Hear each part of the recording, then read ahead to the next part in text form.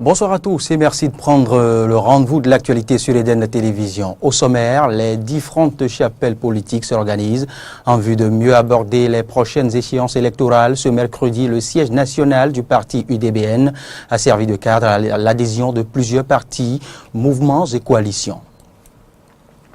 Et puis le Conseil des ministres s'est tenu ce mercredi. Plusieurs dossiers ont été abordés, entre autres le rapport d'évaluation nationale des risques de blanchiment de capitaux et de financement du terrorisme au Bénin et la nomination de nouveaux chefs d'État-major.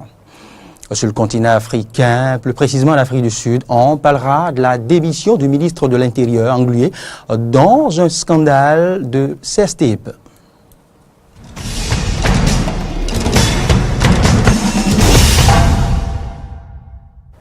Eh bien, mesdames, messieurs, vous faites bien de préférer l'actualité sur Eden Télévision. Je vous en parlais au sommaire, la vague des adhésions au parti UDBN ne discontinue pas. Ce matin encore, plusieurs partis et mouvements ont manifesté leur besoin d'appartenir au grand parti UDBN. Les précisions dans cet élément. À partir du moment où vous adhérez à l'UDBN, vous devenez membre du parti UDBN. Les associations, partis et mouvements auxquels vous apparteniez n'existent plus pour l'UDBN. Il faudrait que ce soit clair pour tout le monde. Lorsque nous recevions les responsables de certaines associations, nous avons perçu à leur niveau un problème de compréhension de la dissolution de leur parti pour se fondre dans l'UDBN. Je tiens à clarifier que je viens d'un regroupement politique qu'on appelle la coalition Bénin en route. Il y a quelques jours, cette coalition a été dissoute compte tenu des nouvelles réformes en ce qui concerne la charte des partis politiques et le code électoral. Donc cette coalition étant dissoute, il faudrait quand même évoluer dans l'aspiration qu'est notre jeunesse, ce que notre jeunesse a envie de faire. Demain ou bientôt avec les élections législatives, la jeunesse a envie d'aller challenger les aînés. Et c'est à juste titre qu'on a trouvé qu'après la coalition Bénin en route, il faut se trouver un bon cadre pour vraiment faire développer les idéaux que nous portons au sein de cette jeunesse. Et c'est en cela que nous trouvons très très bien l'Union démocratique pour un Bénin nouveau, qui est d'ailleurs un nouveau regroupement de beaucoup d'associations et de mouvements. Aujourd'hui, je suis venu à cette occasion, mais j'ai trouvé plus d'une cinquantaine d'associations et de partis qui ont fait leur adhésion. Il y a d'autres qui sont en cours. La salle est devenue trop petite pour contenir tout ce qui était là.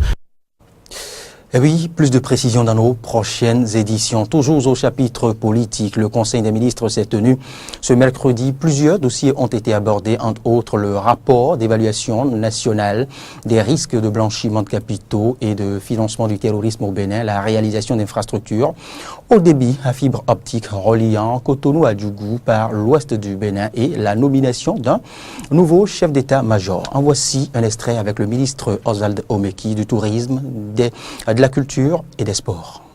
Le Conseil des ministres s'est réuni ce mercredi 14 novembre 2018 sous la présidence de M. Patrice Talon, président de la République, chef de l'État, chef du gouvernement.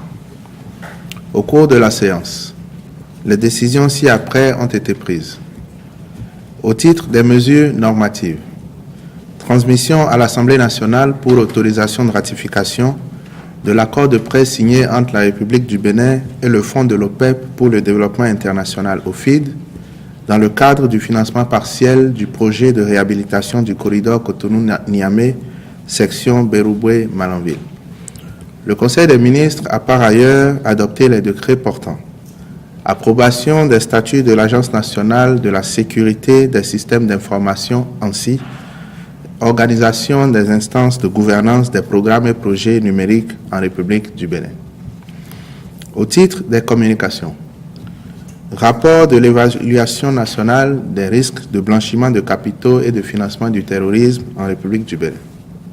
Le Conseil des ministres avait autorisé, lors de sa séance du 8 février 2017, la réalisation du projet de développement de fibres optiques supplémentaires et une partie du projet de déploiement de 2450 km de réseau d'accès fibre. Les objectifs visés sont de 3 ordres. Assurer une large couverture et une densification sur tout le territoire national des infrastructures numériques. Généraliser l'accès au haut débit aux fins de stimuler la croissance économique. Faire de notre pays une plateforme régionale des services numériques. Au titre des rencontres et manifestations internationales, le Conseil a autorisé l'organisation à Cotonou, du 20 au 23 novembre 2018, de la réunion plénière conjointe du réseau des autorités centrales et des procureurs de l'Afrique de l'Ouest contre le crime organisé WACAP et du réseau interagences en matière de recouvrement des avoirs pour l'Afrique de l'Ouest à Rinois. La participation du Bénin au 8e sommet Africité à Marrakech au Maroc du 20 au 24 novembre 2018. Au titre des mesures individuelles, les nominations suivantes ont été prononcées. Au ministère de la Défense nationale, sur proposition du ministre, chef d'état-major général des forces armées béninoises, contre-amiral Patrick Jean-Baptiste Aho. Au ministère de la Justice et de la Législation, sur proposition du ministre et après avis favorable du Conseil supérieur de la magistrature, juge au tribunal de première instance de première classe de Cotonou, M. Norbert Kempli Agassuno.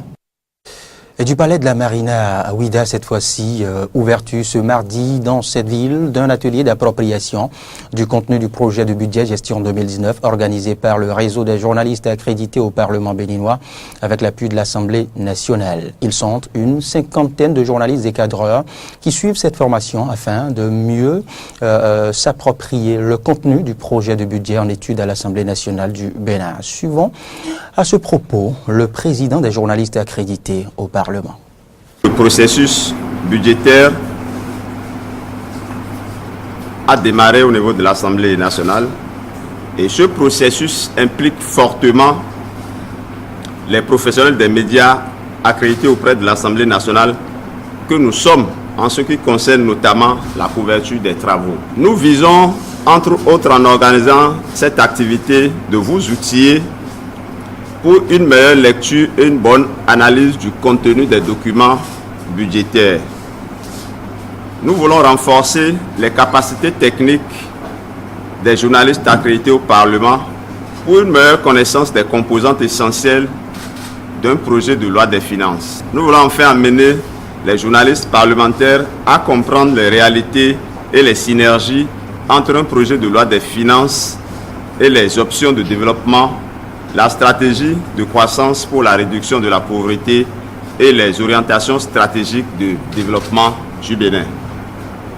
À travers donc les différents thèmes des communications qui vous seront présentés au cours des 2 jours d'activité ici, notre vœu est qu'à l'issue de ce séminaire, nous puissions avoir assez d'outils pour pourquoi pas interpeller, interroger les députés sur les questions assez pointues à leur sortie des travaux budgétaires. Eh bien, restons-y pour dire que le représentant du président de l'Assemblée nationale, le conseiller technique à l'économie, Gracien Ouamanou, a félicité le réseau des journalistes accrédités au Parlement béninois pour l'initiative qui contribue au renforcement de capacités sur les notions budgétaires, surtout lorsqu'il s'agit du budget de l'État en étude au Parlement. D'entrée, je dois féliciter le réseau pour les efforts continuels qui ne cessent d'accomplir en ce qui concerne le renforcement des capacités d'intervention des journalistes que vous êtes. Pour votre rôle de journaliste, je crois qu'il est très important que vous devez être en perpétuelle formation. C'est-à-dire que vous devez être à l'école pour mieux comprendre ce qui se passe autour de vous afin de mieux renseigner, de mieux informer nos populations.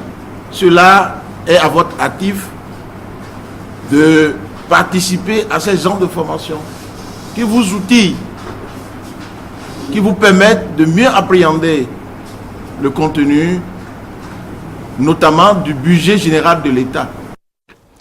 Alors maintenant, dans le département du Koufo, où les communes d'Aplahoué, de Clécamin, de Torviklin de Lalo disposent désormais de leur plan communal de développement 3e génération. La remise des documents aux maires des dites communes a eu lieu ce mardi à Azové en présence du préfet du Koufo. Jonas Bouti pour les précisions. L'élaboration de la 3e génération des plans communaux de développement est désormais une exigence aux communes du Bénin pour se faire octroyer les fonds d'appui au développement des communes FADEC. C'est donc pour aider les communes du Koufo à répondre à cette exigence que ENABEL, à travers le programme d'appui au développement des filières agricoles, s'est mise à la disposition de 4 communes du Koufo dans l'élaboration des 10 documents. ENABEL non seulement a accompagné certaines communes dans le déroulement de l'établissement de ce document, il a encore ensuite accepté, imprimé ce document à certaines communes. Avec la remise de ces documents, ENABEL remplit entièrement son engagement aux côtés des communes d'Aplahoué, Clécamin, Torviklin et Lalo dans l'élaboration de leur plan communal de développement 3e génération. Le dernier volet de l'appui de ENABEL aux 10 communes et pour lequel l'engagement a été pris est l'impression en 150 exemplaires du document du PDC pour chacune des communes, ainsi que 10 clés USB portant la version électronique des 10 documents des PDC. La préfecture d'Aplahoué n'a pas manqué d'accompagner ENABEL dans cette noble mission, à en croire le préfet Christophe Megbedi. ENABEL a accepté donc d'accompagner le mouvement financièrement, techniquement, mais avec aussi l'appui d'un bras armé de la préfecture du département qui a apporté son appui conseil pour que les documents soient bien élaborés et permettre donc aux communes de se mettre au travail. Passé cette étape d'élaboration des plans communaux de développement, l'autre défi est la mobilisation des ressources pour leur exécution. Dans un tout autre registre, le lauréat du concours RFI Challenge Afrique est connu depuis ce mardi à Cotonou. Et c'est au cours de l'enregistrement d'une émission. Il a reçu son prix à l'Institut français de Cotonou en présence du chef programme de Radio France Internationale. En voici le reportage. Auguste Zango est le lauréat de la 3e édition du concours RFI Challenge App Afrique. Ce concours à vocation internationale s'adresse à des développeurs africains et a pour objet la promotion de services numériques innovants autour du thème du développement durable. C'était important pour nous cette année de remettre ce prix sur les questions de développement durable, particulièrement sur l'agriculture et l'accès à l'eau. On avait donc, je vous l'avais dit, fait santé au début, puis éducation et maintenant développement durable. On sait que c'est un problème absolument crucial partout dans le monde, au nord comme au sud. On sait que c'est un problème ici aussi à Cotonou. Et pour nous, c'était important d'être dans cette ville, qui est une ville qui innove dans le domaine du numérique. Et puis je trouve que c'est formidable, c'est ici aussi le mois novembre numérique. Donc je veux dire, on est bien dans l'actualité. Les 3 finalistes viennent du Burkina Faso, du Cameroun et de la Côte d'Ivoire. C'est Auguste Zango du Pays des Hommes Intègres, avec l'application Saga, a remporté le prix. Il exprime ses sentiments et dévoile ses ambitions. Déjà, c'est des sentiments de joie. Et c'est un plaisir de voir qu'il y a un travail qui a été abouti. Mais déjà, parmi les 3 finalistes, c'était déjà un challenge qui a été relevé, donc je suis content. Il faut dire que Saga est un dispositif où on a un modèle économique assez simple. Mettre le dispositif à la disposition des agriculteurs. Au Burkina Faso, il y a 13 régions. Et l'idée, c'est d'implanter dans chacune des régions un dispositif et permettre aux agriculteurs d'utiliser ce dispositif-là pendant un bon moment. Voir un peu la rentabilité que cela leur donne en termes d'économie d'eau et d'accroissement de la productivité et leur permettre après de payer sur une saison de 2 ou 3 saisons de récolte. Il faut souligner que le prix spécial du jury est revenu au Bénin. Au chapitre environnement, du 3 au 14 décembre 2018, la Convention cadre des Nations Unies sur les changements climatiques va organiser la 24e édition de la conférence des parties COP sur les changements climatiques en Pologne. Dans ce cadre, bien évidemment, pour mieux préparer cet événement, la Direction générale de l'environnement et du climat a lancé ce mardi la 2e session du Comité national sur les changements climatiques qui se tient du 13 au 15 novembre à l'Infosec de Cotonou. Le reportage est signé de Carlo François, Ngbilehento et Fiacre et Fréjus Fiossi. En prélude à la participation du Bénin à la COP 24 en Pologne, le ministère du cadre de vie, à travers la Direction générale de l'environnement et du climat, a lancé ce mardi 13 novembre la 2e session de l'année 2018 du Comité national sur les changements climatiques relatifs à la préparation de ce grand rendez-vous international qui se déroulera du 3 au 14 décembre 2018. Professeur Aïnan Pépin, directeur général de l'environnement et du climat et président du comité d'organisation, précise la tâche réservée aux participants à ces assises. En dehors de la présentation des principaux enjeux de cette conférence, vous serez également amenés à dégager la position du Bénin sur les différents sujets en négociation afin que les priorités du Bénin en matière de lutte contre les effets néfastes des changements climatiques soient prises en compte. Je crois aussi que cet atelier vous servira de cadre approprié pour constituer une bonne équipe de négociation au sein de laquelle chaque membre de la délégation béninoise à la COP24 aura un rôle spécifique à jouer au regard des principales thématiques en discussion sur le climat. Jeanne Josette Akasha-Kora, directrice de cabinet du ministère du cadre de vie et du développement durable, et représentante du ministre, s'est réjouie de la prise de conscience des Béninois pour s'intéresser et se questionner en vue de trouver des solutions face aux effets des changements climatiques. Vous savez bien que les changements climatiques ne laissent plus personne indifférent. Et quand nous regardons un peu derrière, nous voyons que nous avons fait de petits pas, mais nous avançons. Depuis 25 ans environ que nous avons commencé par parler de cette convention où le Bénin est parti et que nous avons commencé à faire la sensibilisation, nous voyons qu'il y a du progrès. C'est pour cela que nous sommes vraiment heureux de voir cette prise de conscience qu'il y a dans notre pays pour s'intéresser et se questionner et trouver des solutions face à ce phénomène qui porte sur les changements climatiques. Il est à noter que plusieurs partenaires techniques et financiers, aussi bien nationaux qu'internationaux, accompagnent le Bénin pour la préparation de ces rencontres internationales sur les négociations sur le climat. Il s'agit du Conseil économique et social, du Programme des Nations Unies pour le développement et du Fonds national pour l'environnement et le climat. Rendez-vous donc à Katowice du 3 au 14 décembre 2018 pour la 24e conférence des parties à la Convention cadre des Nations Unies sur les changements climatiques. Avant d'ouvrir l'actualité au reste du monde, un mot de sport au Bénin. Éliminatoire Coupe d'Afrique des Nations, édition 2019, le Bénin prépare activement son avant-dernière rencontre face à la Gambie. Dans ce cadre, les écureuils en regroupement ont participé ce mardi à leur 2e journée d'entraînement au stade général Mathieu Kérékou de Cotonou. Frédéric Espoir Mambou, Fiacre Voitan. Conscient de ce que la qualification est à portée de crampons, les poulains de Michel Dussuyer ont répondu presque tous à l'appel à l'exception de Emmanuel Imourou, une fois encore blessé. Et ce mardi soir, au stade de l'amitié générale Mathieu Kérékou, l'ambiance était bon enfant. Seul Olivier Verdon s'est entraîné à l'écart avec le préparateur physique. Mais sur son état de santé, le coach tente de rassurer. On essaie de le ramener. Là, il travaille un peu à part, vous avez vu. On va voir comment ça réagit ce soir. Demain, si tout va bien, il pourra intégrer un peu la séance. Et jeudi, si tout va bien, il pourra intégrer le groupe définitivement, du moins faire toute la séance du jeudi, quoi. Donc on est sur ce fil-là. Maintenant, on essaie, il faut y aller aussi doucement. Avec les autres joueurs, plusieurs phases de jeu ont été expérimentées sous les regards d'un public bien tassé dans les travées désormais sans siège du chaudron du stade de l'Amitié de Kourounou. Dans leur tête, une question majeure. Comment arriver à pallier l'absence du dépositaire technique du jeu des écureuils du Bénin, Stéphane Sesseignon? Et sur la question, Cécile d'Almeida, porteur de l'équipe pour l'historique victoire face à l'Algérie, ébauche une réponse.